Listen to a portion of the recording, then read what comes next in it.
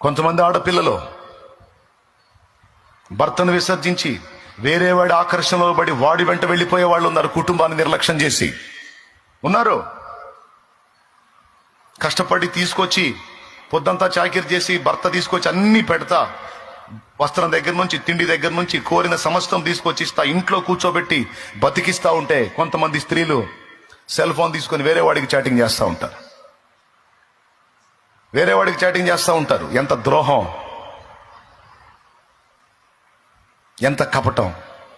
దేవుడు ఊరుకోడు. దేవుడి కళ్ళు లేవా?